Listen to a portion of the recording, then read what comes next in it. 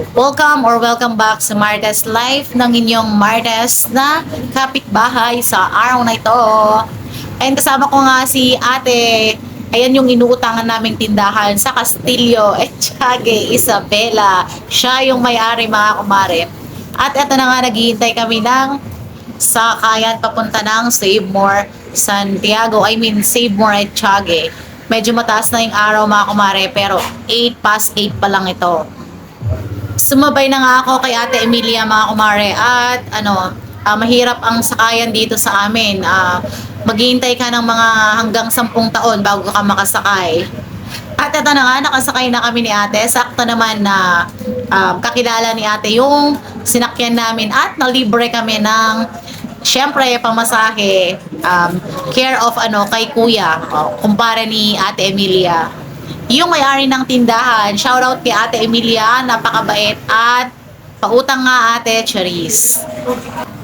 At habang nagbibiyahe nga kami mga kumare, shoutout ko nga yung kahera kanina na ayaw magbarya sa akin ng 500 kasi 13 pesos lang yung bibilin ko. Shoutout sa'yo. Ang cute-cute mo talaga. Kainis ka. Kuruting kita eh.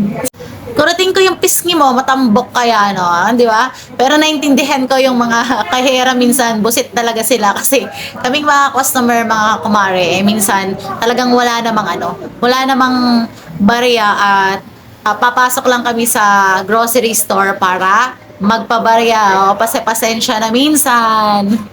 At eto na nga mga kumare, nandito na tayo ngayon sa Santiago City.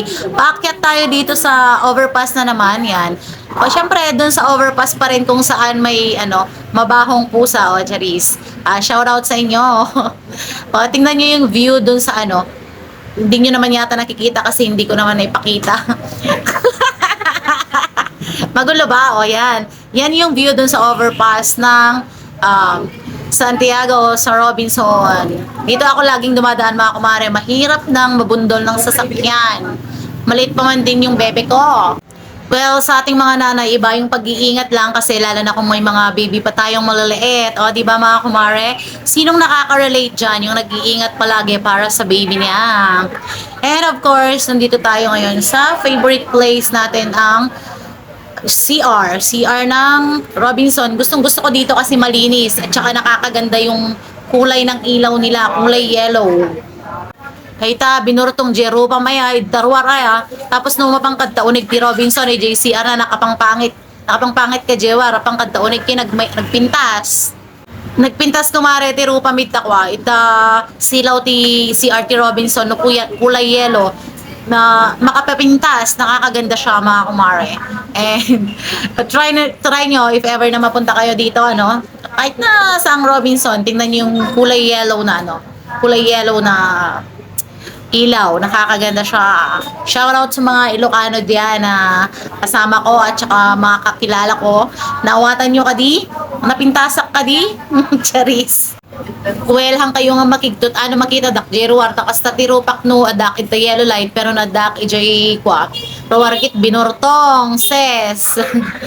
Okay, that's all for now. Naparami na naman ang aking chismis and so palabas na tayo ngayon sa Robinson's Place sa mga kachika at mga kachismis. So mga kumare, marami na. Kung anong tawag sa inyo, yun na yun. Till next video mga kumare. See you! Bye-bye!